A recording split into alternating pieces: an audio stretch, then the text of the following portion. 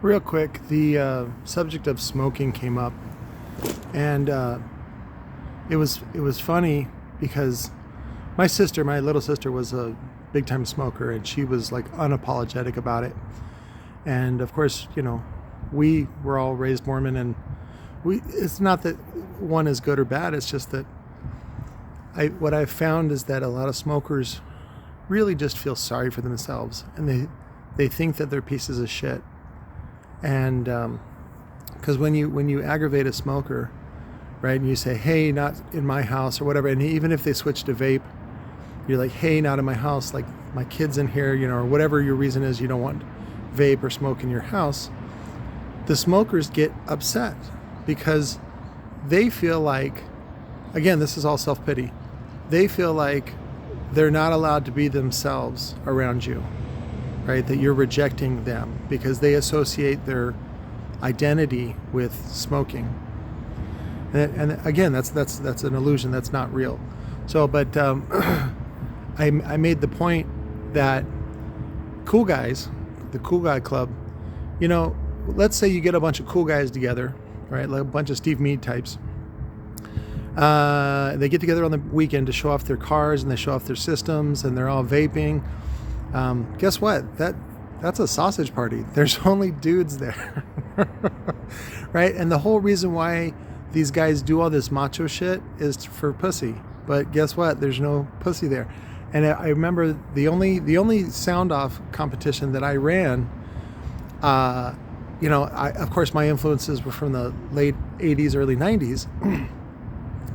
I went and recruited some sex workers from the local strip club, and they actually delivered in spades.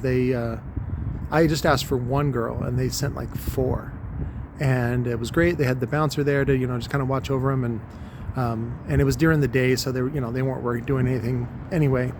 And the girls showed up, and of course they remembered me because I made the recommendation, so they were like extra nice to me. And of course I'm playing it cool because I'm like, I know you dirty whores are just here for the money. And they're like, you betcha. And it was funny because some drunk guy and his old lady got mad, and they were like, this is a family function. This is a cool guy family function. Where, sorry, the ghetto bird's going over. And she was offended that there was these sex workers there showing off, and of course she ended up looking like me, which is like a large potato, and so we had to send the girls away and everything like that. But I just thought it was funny that it's like these guys work so hard to have a lifted truck with a big system and the Oakleys and the vape juice and all that stuff, and to roll coal and all that, to do what? To hang out with other dudes.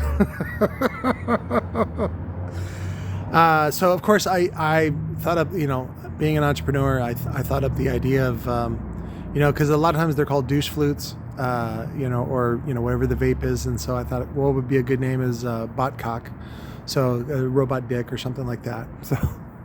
And of course, you'll see that marketing in a movie where they're like, oh, have you heard of Robot Cock brand vape? Oh, it's the best.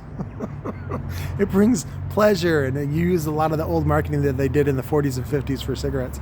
So anyways, just so you know, that's where the cool guy club leads to, is just a bunch of other dudes sitting around showing off how big or small your dick is. I love you guys. Talk to you later.